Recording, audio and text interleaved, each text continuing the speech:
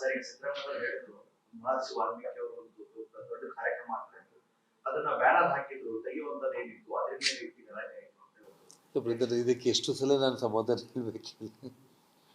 ಒಂದೇ ಒಂದು ವಿಷಯ ನಾನು ಹೇಳಿ, ಅವರು ರಾಜ್ಯದ ಮುಖ್ಯಮಂತ್ರಿಗಳು.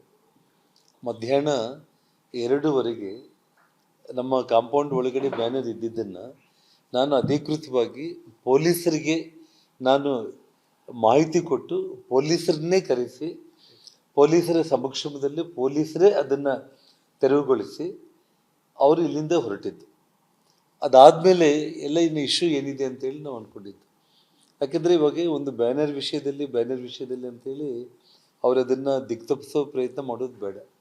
ಇಲ್ಲಿ ಒಬ್ಬ ಶಾಸಕರ ಮೇಲೆ ಫೈರಿಂಗ್ ಆಗಿರುವಂಥದ್ದು ಇವತ್ತು, ಅಂದರೆ ನಮಗೆ ನಿನ್ನೆ ಬೆಳಿಗ್ಗೆಗೆ ಬಂದಿರುವಂಥ ಒಂದು ವಿಷಯದಲ್ಲಿ ಶ್ರೀರಾಮುಲು ಅವ್ರನ್ನೇ ಮುಗಿಸ್ಬಿಡ್ಬೇಕು ಅನ್ನೋಂಥ ಒಂದು ಹುನ್ನಾರ. ನಾನು ಇನ್ನೂ ಅಲ್ಲಿ ಹೆಜ್ಜೆ ಇಡೋದಕ್ಕಿಂತ ಮುಂಚೆನೇ ಶ್ರೀರಾಮುಲನ್ನೇ ಹೊಡೀರಿ ಅಂತೇಳಿ ಅವನು ಸತೀಶ್ ರೆಡ್ಡಿ ಆ ಗನ್ಮ್ಯಾನ್ಗಳಿಗೆ ಅವನ ಹಿಂಬಾಲಕರೆಲ್ಲರಿಗೂ ಕೂಡ ಶ್ರೀರಾಮುಲನ್ನೇ ಸಾಯಿಸ್ಬಿಡಿ ಅಂತೇಳಿ ಅವನು ಏನು 3 ಬಾರಿ ಇದ್ದು ಅಂದರೆ ಅವನ ವಾಯ್ಸ್ ಹೋಗೋಂಗೆ ಯಾರೂ ಮುಂದಕ್ಕೆ ಬರ್ತಾ ಇಲ್ಲ ಅಂತೇಳಿ ಕೂಗಾಡ್ತಾನೆ ಇರ್ತಾನೆ ಅವನು. ಫಸ್ಟು ಇವನು ಸಿಕ್ಕಿದ್ದಾನೆ ಅವನೇನು ದೊಡ್ಡ ಬ್ಯಾಡ್ರ ನಾಯಕನ ಅವನು ಹಾಕಿರಿ ಅಂತೇಳಿ ಅವನೇನು ಹೇಳ್ತಾ ಇದ್ದಾನಲ್ಲ. ಇದು ಬ್ಯಾನರ್ ವಿಷಯನ ಅಲ್ಲ. ಇದು ಬ್ಯಾನರ್ ವಿಷಯಕ್ಕೆ ನಾನೊಂದು ವಿಷಯ ಹೇಳ್ತಾ ಇದ್ದೀನಿ. ಮಧ್ಯಾಹ್ನ 2:00 ಪೊಲೀಸರಿಗೆ ನಾವು ಯಾವಾಗ ಇನ್ಫಾರ್ಮೇಷನ್ ಕೊಟ್ಟು ಪೊಲೀಸರೇ ಬಂದು ತೆರವುಗೊಳಿಸಿದ ಮೇಲೆ ಪೊಲೀಸ್ ಇಲಾಖೆ ಎಚ್ಚೆತ್ಕೊಂಡ್ಬಿಟ್ಟು ಮನೆ ಹತ್ರ ಇಂಥ ಘಟನೆ ನಡೆದಿದೆ, ಪೊಲೀಸರೇ ಬಂದು ನಾವು ತೆರವುಗೊಳಿಸಿದ್ದೀವಿ ಅಂತ ಇರಬೇಕಾಯಿತು.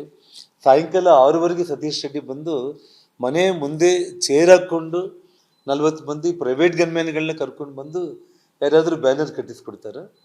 ಅಂದರೆ ಸಿದ್ದರಾಮಯ್ಯ ಅವ್ರಿಗೆ ಸಂಸ್ಕೃತಿ ಇತ್ತು ಅಂತಂದರೆ, ಅಂದರೆ ಗನ್ಮ್ಯಾನ್ಗಳನ್ನ ಕರ್ಕೊಂಡೋಗಿ 40 ಕುರ್ಚಿಗಳನ್ನು ಹಾಕ್ಕೊಂಡು ಮನೆ ಮುಂದೆ ಕೂತ್ಕೊಂಡು ಹೋಗಿ ಬ್ಯಾನರ್ ಕಟ್ರಿ ಅನ್ನೋಂಥ ಸಂಸ್ಕೃತಿ ನಮ್ಮ ಕರ್ನಾಟಕ ರಾಜ್ಯದಲ್ಲಿ ಎಲ್ಲಾದರೂ ನಡೆದಿದ್ದೇನಾ? ಹಾಗೇನಾದರೂ ಇತ್ತು ಅಂತಂದರೆ ಒಬ್ಬ ರಾಜ್ಯದ ಮುಖ್ಯಮಂತ್ರಿಗಳಾಗಿ ಅವ್ರಿಗೆ ಒಂದಿಷ್ಟು ಕಾನೂನು ಅರಿವು ಅನ್ನೋದು ಇದ್ದಿದ್ರೆ, ಒಂದು ಮಾತನ್ನು ಹೇಳ್ತಾ ಇದ್ದೀನಿ, ಇದೇ MLA ಬ್ಯಾನರ್ ಕಟ್ಟಬೇಕು ಅಂತಂದರೆ ಮುನ್ಸಿಪಾಲ್ಟಿ ಅಧಿಕಾರಿಗಳಿಗೆ ಅಧಿಕೃತವಾಗಿ ಪರ್ಮಿಷನ್ ಲೆಟ್ರ್ ತಗೊಂಡು ಪಬ್ಲಿಕ್ ಪ್ರಾಪರ್ಟಿಯಲ್ಲಿ ಬ್ಯಾನರ್ ಕಟ್ತಾ ಇದ್ದಾರೆ ಅಂತಂದರೆ ಪೊಲೀಸ್ ಒಂದು ಇನ್ಸ್ಪೆಕ್ಟರ್ನ ಬಂದೋಬಸ್ತನ್ನು ಕಳಿಸಿ ಬ್ಯಾನರ್ ಹಾಕಿದರೆ ಯಾರು ಬೇಡ ಅಂತ ಹೇಳ್ತಾ ಇದ್ರು? ಅದಕ್ಕೆ ರೌಡಿ ಗುಂಪುಗಳು ಕಲ್ಲು ಬಾಟಿಲು, ಬೀರ್ ಬಾಟಿಲ್ಸು, ಪೆಟ್ರೋಲ್ ಬಾಟಿಲ್ಸು, ಸಾವಿರಾರು ಮಂದಿ ಜನ ಬಂದು ಮನೆ ಹತ್ರ ಗಲಾಟೆ ಮಾಡುವಂಥ ಅವಶ್ಯಕತೆ ಏನಿತ್ತು?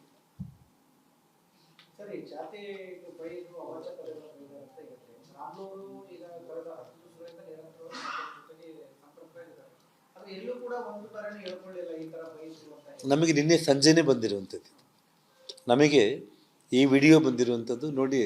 ಶ್ರೀರಾಮುಲು ಅವರು ಯಾವಾಗಲೂ ಕೂಡ ತನ್ನ ಜಾತಿನ ಅಡ್ಡ ಇಟ್ಕೊಂಡು ರಾಜಕೀಯವಾಗಿ ಬೆಳೆದಿರುವಂಥ ವ್ಯಕ್ತಿ ಶ್ರೀರಾಮುಲು ಅಲ್ಲ. ಶ್ರೀರಾಮುಲು ಒಬ್ಬ ವಾಲ್ಮೀಕಿ ನಾಯಕನಾಗಿ ಇಡೀ ಕರ್ನಾಟಕ ರಾಜ್ಯದಲ್ಲಿ ಆ ವಾಲ್ಮೀಕಿ ಜನಾಂಗದವರು, ನಮ್ಮ ಜನಾಂಗದಲ್ಲಿ ಹುಟ್ಟಿ ಬೆಳೆದಿರುವಂಥ ಒಬ್ಬ ಯುವಕ ರಾಜ್ಯದಲ್ಲಿ BJP ಪಕ್ಷದಲ್ಲಿ ಈ ಮಟ್ಟಕ್ಕೆ ಬೆಳೆದಿದ್ದಾನೆ ಅಂತೇಳಿ ಆ ಜನಾಂಗದವರು ಹೆಮ್ಮೆ ಪಟ್ಟಿರುವಂಥ ಒಂದು ವಿಚಾರ, ಜನಾಂಗದ ಪ್ರೀತಿ ಗಳಿಸ್ಕೊಂಡಿರುವಂಥ ವಿಚಾರ ಆಗಲಿ. ಶ್ರೀರಾಮುಲು ಒಬ್ಬ ರಾಜಕಾರಣಿಯಾಗಿ ಯಾವತ್ತೂ ಕೂಡ ಒಬ್ಬ ಸರ್ವ ಜನಾಂಗದ ಒಬ್ಬ ನಾಯಕನಾಗಿ ಬೆಳೆದಿರುವಂಥದ್ದು. ಮತ್ತು ಈ ವಿಡಿಯೋ ನಮಗೆ ಸಿಕ್ಕಿರುವಂಥದ್ದು ನಿನ್ನೆ ಸಂಜೆನೇ ನಮಗೆ ಬಂದಿರುವಂಥದ್ದು. ಈ ವಿಡಿಯೋ ನಮಗೆ ಬಂದಿರುವಂಥದ್ದು ನಿನ್ನೆ ಸಂಜೆ. ಅಷ್ಟವರೆಗೂ ಕೂಡ ನಮಗೆ ನೋಡಿ, ಇವಾಗ ಒಂದೊಂದು ದಿನ ಒಂದೊಂದು ವಿಡಿಯೋಗಳು ಬರ್ತಾ ಇದೆ. ಇದು ಕೂಡ ನೀವು ಈ ವಿಡಿಯೋ ಗಮನಿಸಿದರೆ ನೀವು ಅವ್ರ ಕಡೆಯಿಂದ ಏನು ಗುಂಪಿದೆ ಅಲ್ಲ, ಆ ಕಡೆಯಿಂದನೇ ವಿಡಿಯೋ ಸತೀಶ್ ರೆಡ್ಡಿದು ರೆಕಾರ್ಡಿಂಗ್ ಆಗಿರುವಂಥದ್ದು.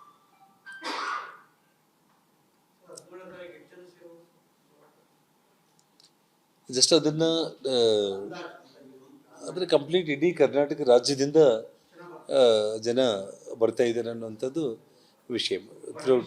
ವಿಶೇಷವಾಗಿ ನಿಮಗೆ ಚಿತ್ರದುರ್ಗ, ಬಳ್ಳಾರಿ, ವಿಜಯನಗರ, ಕೊಪ್ಪಳ, ರಾಯಚೂರು ಮತ್ತು ನಮ್ಮ ಇಡೀ ಕಲ್ಯಾಣ ಕರ್ನಾಟಕ ಒಂದು ಜನರು ಈ ಒಂದು ಇದರಲ್ಲಿ ಪಾಲ್ಗೊಳ್ಳುವಂಥದ್ದು ಅನ್ನೋದು ಒಂದು ಯೋಚನೆ. ಬಟ್ ಆದರೆ ನಾನು ನಿಮಗೆ ಒಂದು ಮಾತನ್ನು ಹೇಳಬೇಕು ಅಂತಂದರೆ, ಕಳೆದ ಈ 10 ದಿವಸಗಳಲ್ಲಿ ಇವತ್ತು ಸೇರಿ ಸಾವಿರಾರು ಸಂಖ್ಯೆಯಲ್ಲಿ ಜನ ಏನು ಬರ್ತಾ ಇದ್ದಾರೆ, ಎಲ್ಲ ಜಿಲ್ಲೆಗಳಿಂದ ಕೂಡ ಜನರು ನಿರಂತರವಾಗಿ ಬಂದು ಈ ನಿಮ್ಮ ಜೊತೆಯಲ್ಲಿ ನಾವು ಇದ್ದೀವಿ ಅಂಥೇಳಿ ಎಲ್ಲ ಭಾರತೀಯ ಜನತಾ ಪಕ್ಷದ ಕಾರ್ಯಕರ್ತರು, ಒಂದು ಜಿಲ್ಲೆ ಅಂತಲ್ಲ, ಇಡೀ ಥ್ರೂಔಟ್ ನಿಮಗೆ ಕರಾವಳಿಯಿಂದ ಹಿಡಿದು ಮಲೆನಾಡಿಂದ ಹಿಡಿದು ಮಧ್ಯ ಕರ್ನಾಟಕದಿಂದ ಹಿಡಿದು ದಕ್ಷಿಣ ಕರ್ನಾಟಕದಿಂದ ಹಿಡಿದು ಉತ್ತರ ಕರ್ನಾಟಕ ಕಲ್ಯಾಣ ಕರ್ನಾಟಕ ಅನ್ನುವಂಥ ವಿಷಯನೇ ಇಲ್ದಂಗೆ ಕಳೆದ 10 ದಿವಸಗಳಿಂದ ಕೂಡ ರಾಜ್ಯದ ಬೇರೆ ಬೇರೆ ಜಿಲ್ಲೆಗಳಿಂದ ಬರ್ತಾ ಇದ್ದಾರೆ ಜನ.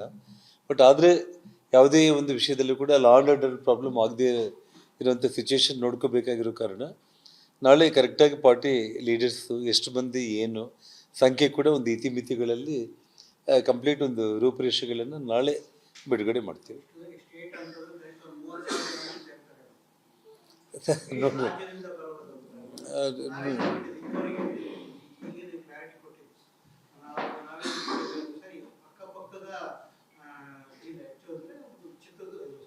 ವಿಜಯನಗರ ಜಿಲ್ಲೆಯಿಂದ ಬರ್ಬೋದು.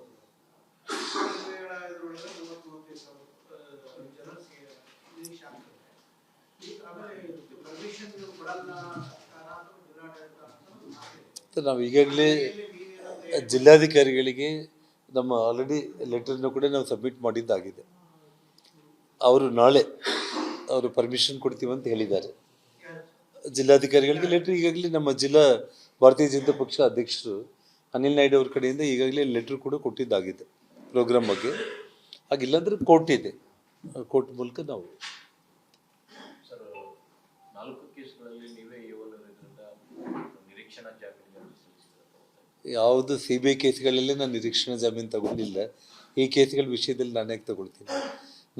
ನಮ್ಮ ಮನೆ ಮೇಲೆ ಬಂದು ನಮ್ಮ ಮೇಲೇ ದಾಳಿ ಮಾಡಿ ನನ್ನ ಮೇಲೆ ಅವರು ಕೇಸ್ ಮಾಡ್ತಾರೆ ಅಂತಂದರೆ ಅದೆಲ್ಲದಕ್ಕೂ ಕೂಡ ನಾನು ಜಾಮೀನು ತಗೊಳ್ಳೋ ಪ್ರಶ್ನೆನೇ ಬರೋದಿಲ್ಲ. ಇಲ್ಲ, ಇದುವರೆಗೂ ಯಾವೊಬ್ಬರು ಕೂಡ ಕೇವಲ ನಾನು ಕೊಟ್ಟಿರೋಂಥ ಕಂಪ್ಲೇಂಟ್ಗಳ ಆಧಾರದ ಮೇಲೆ ಇಲ್ಲಿಗೆ ಬಂದು ಅವರೆಲ್ಲ ಮಾಜರ್ ಮಾಡಿರೋವಂಥದ್ದು, ಪಂಚನಾಮ ಮಾಡಿರೋವಂಥದ್ದು ಬಿಟ್ಟರೆ ಮತ್ತು ಕೆಲವೊಂದು ಬಾಂಬ್ ಸ್ಕ್ವಾಡ್ಗಳೆಲ್ಲ ಕೂಡ ಬಂದು ಫೋರೆನ್ಸಿಕ್ ಅವರೆಲ್ಲ ಕೂಡ ಬಂದು ಮನೆ ಸುತ್ತಮುತ್ತಲ ಮನೆ ಮೇಲೆ ಆಗಿರೋ ದಾಳಿ ಬಗ್ಗೆ ಆ ಕಲ್ಲು, ಬಾಟಲ್ಸು, ಪೆಟ್ರೋಲ್ ಬಾಂಬ್ಸು ಮತ್ತು ಬುಲೆಟ್ಗಳನ್ನು ಅವರು ವಶಪಡಿಸ್ಕೊಂಡು ಅದನ್ನು ನನ್ನ ಸಮಕ್ಷಮದಲ್ಲೇ ಕೌಂಟ್ ಮಾಡಿ ಅವ್ರ ವಿಡಿಯೋ ಮೂಲಕ ಮಜರ್ ಮಾಡಿ ತಗೊಂಡು ಹೋಗಿರೋಂಥದ್ದು ಮಾತ್ರ ಇದುವರೆಗೆ ಆಗಿರೋದು. ಹೌದು, ಇವಾಗ ಅಧಿಕಾರಿಗಳ ಮೇಲೆ ನಾವು ಕೊಟ್ಟಿಲ್ಲ. ಅದಕ್ಕೆ ನಾವು ಹೈಕೋರ್ಟಲ್ಲಿ ರಿಟ್ ಪಿಟಿಷನ್ ಫೈಲ್ ಮಾಡ್ತಾ ಇದ್ದೀನಿ. ನಾನು ಇಲ್ಲ, ಅವ್ರು ಹಿಂಬರಹ ಬರೆದು ಕೊಟ್ಟಿದ್ದು ನಾನು ನಿಮಗೆ ಮೀಡಿಯಾದಲ್ಲಿ ಓದಿ ಹೇಳಿದ್ನಲ್ಲ. ನಾನು ಅವರು ಆಲ್ರೆಡಿ ಆಗಿರುವಂಥ FIR ಅಲ್ಲಿ ಮುಂದೆವರೆದ ಭಾಗವಾಗಿ ನಾವು ಇದನ್ನು ತಗೊಳ್ತೀವಿ ಅಂತ ಹೇಳಿದ್ದಾರೆ. ಆಲ್ರೆಡಿ ಆಗಿರುವಂಥ FIR ಅಲ್ಲಿ ಈ ASP ರವಿಕುಮಾರ್ ಮತ್ತು ನಂದಾರೆಡ್ಡಿ ಅವ್ರ ಬಗ್ಗೆ ನಾವು ಅಲ್ಲಿ ಪ್ರಸ್ತಾಪನೆ ಮಾಡಿಲ್ಲ ನಾವು. ಸೊ ಹಾಗಾಗಿ ಅದನ್ನು ಇವಾಗ ನಾನು ಹೈಕೋರ್ಟಲ್ಲಿ ರಿಟ್ ಪಿಟಿಷನ್ನಲ್ಲಿ ನಾನು ಅದನ್ನು ಚಾಲೆಂಜ್ ಮಾಡ್ತಾ ಇದ್ದೀನಿ. ನಾನು ನಾಳೆ ನಡೆದ್ರಲ್ಲಿ ಫೈಲ್ ಮಾಡ್ತೀವಿ ನಾವು ಅದನ್ನು.